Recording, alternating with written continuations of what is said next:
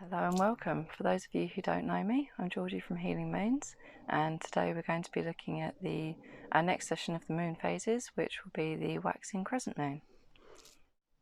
And this phase begins 3.5 to 7 days after the new moon, and it's a time for exploring your dreams. The key words for it are courage, moving forwards, and faith. So those are the general themes of this particular moon phase. And it's a time to allow your dreams to blossom and to begin to bloom. If you compare it to a flower with the moon phase that we're in, it's beginning to slowly emerge and to grow in energy. So if you were to compare that to a flower, it's when it's in bud and just starting to really form and be able to be seen. And it's the same kind of thing with the energy that's coming forward at this time. It's also an important time to stay with your vision. So if you've created a wish list when we had the new moon phase, then you would go back and revisit that and to allow yourself to stop and do the visualizations with it. So you go through your list and allow yourself to really feel how those things are going to feel, as if they're already here and already yours, to add to the energy and to keep building. It's a time for reaffirming what it is that you want. If you're using a vision board, if you've created one of those rather than a wish list, you can go back and do the same exercise with that. It's about embodying exactly how it's going to feel. And as I said, keep reaffirming that is what you want. So moving into the crystals, we've got that you can use for this phase. We've got Tiger's Eye, which releases fear and anxiety, and it builds the confidence to act. So if you're kind of putting things off a little bit, and do I, don't I, or your fears are starting to come up around it, you can use Tiger's Eye to support you in that, to be able to take the action steps going forwards to make it a reality.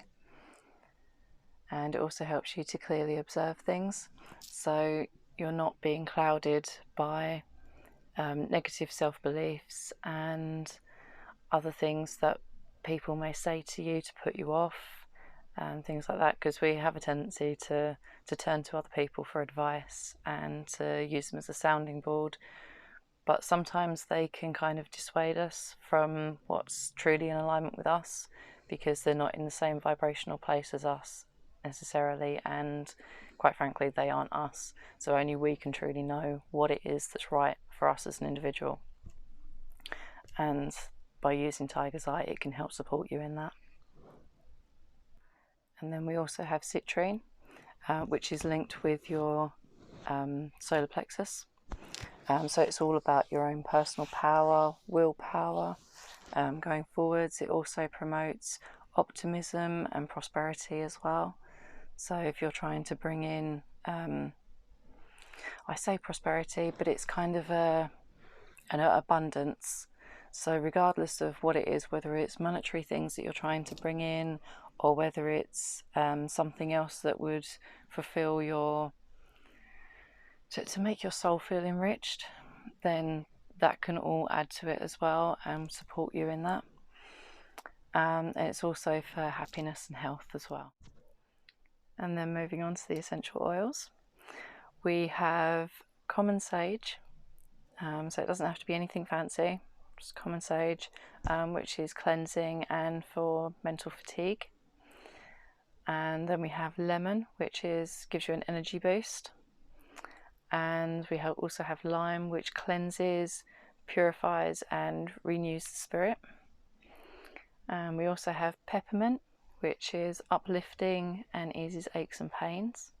But it's to kind of keep our energy in a high vibrational state, which is what these are for. And then we also have rosemary, which improves memory and stimulates circulation. But that will also stimulate your energetic circulation as well as physically in your body. So there is also peppermint, which is not as strong smelling as, sorry, we have I keep calling it peppermint. Spearmint. Spearmint is what I meant. And I'm thinking of the peppermint because spearmint is not as intense a smell as what peppermint is. So if you're not keen on a strong mint smell, which I'm not particularly myself, but you can use spearmint instead. So you don't have to use all of these. You can pick and choose what ones feel right for you to use at this time in your diffusers and things like that.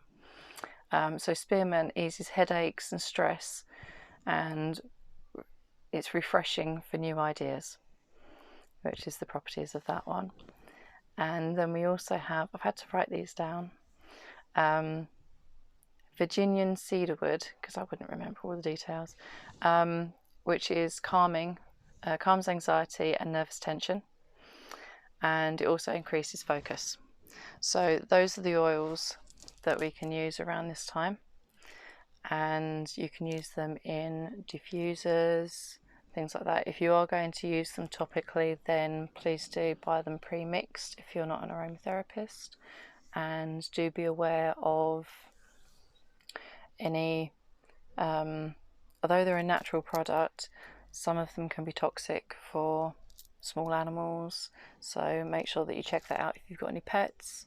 And obviously if you're buying just a general thing, make sure that it's out of the reach of children, all that sort of safety stuff that you're going to be aware of anyway, I would have thought. So that's our oils for this phase, and I think that I will leave it there with you, and I will see you next time for our next instalment. And love and light, take care, bye.